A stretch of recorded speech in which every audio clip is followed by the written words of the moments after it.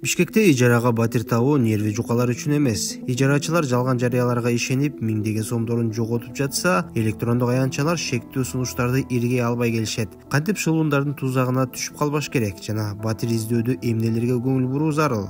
Lalafo батир издөө үчүн популярдуу сайттардын бири. Анда жарыялар өтө көп жана өзүнө жакканын тандап алсаң болот. Бирок баары эле оңой эмес. Ал жерде шылуундар да аз эмес. Алар көбүнчө төмөнкү баада жана ыңгайлуу райондордон батирлердин кеңири топтомун сунушташат. Жалгыз шарты маалыматтар базасына кирүү үчүн акча төлөө керек болот. Акча төлөгөндөн кийин сизди чынында эле батирлердин кеңири топтому жарыяланган жабык Telegram каналга чакырышат. Бирок кийин алардын көбү ижарага берилип кеткенин, айрымдары таптакыр эле ижарага берилбей турганын, агенттик болсо сизге жооп бербей каларын билесиз. Алдоонун башка да схемалары бар. Алардын эң популярдуулары төмөндө.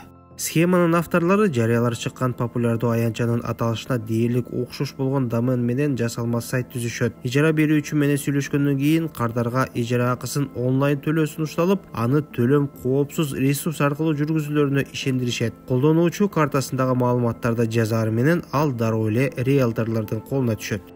Батир издеген жаран керектүү жарыяны таап, менчик ээсинин өкүлү менен байланышат. Ал батирди келип көрүүнү сунуштап, бирок турак жай ээси өзү келе албай турганын айтат. Же болбосо шылуун документтерди жасалмалап, өзүн батирдин ээси катары көрсөтөт. Ортодо ижара келишимине кол коюлуп, кардар ижара акысын төлөйт. Көбүнчө 2 айга алдын ала төлөнөт. Шылуун түрдүү адамдарга ар кайсы убакытта келип, батирди көрүп кетсе болорун айтып, бул схеманы бир нече жолу кайталап, баарына тең кийинки айдан баштап жашай берсе болорун убадалайт. Жыйынтыгында шылуун дайынын билгизбей жоголуп, кардар эч нерсесиз калат. Кыргызстандагы жарыялар чыккан электрондук аянтчалар азырынча турак жай ижарасы жөнүндөгү жарыялардын аныктыгын текшере албайт. Биздин аудитория өсүп жатат. Аны менен кошо шылуундар да өнүгүүдө.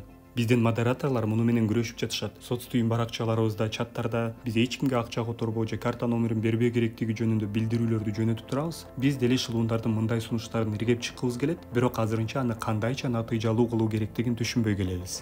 Төмөндө шылуундардын тузагына түшүп калбоо боюнча кыймылсыз мүлк агенттиктеринин кызматкерлери берген бир нече кеңеш.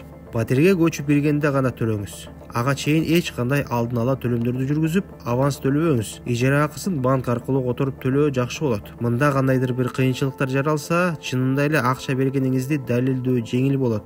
Ижара берүүчүнү текшериңиз. Ал чынында эле батирдин ээси экенине ынаныңыз.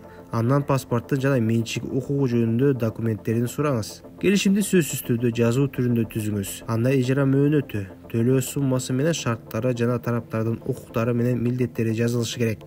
Сак болуп, эч кимге ишенбеңиз жана батир ээлери сунуштап жаткан нерселердин баарын жакшылап текшериңиз. Ошондо гана сөзсүз түрдө өзүңүзгө ылайыктуу вариантты таап, алданып калбайсыз.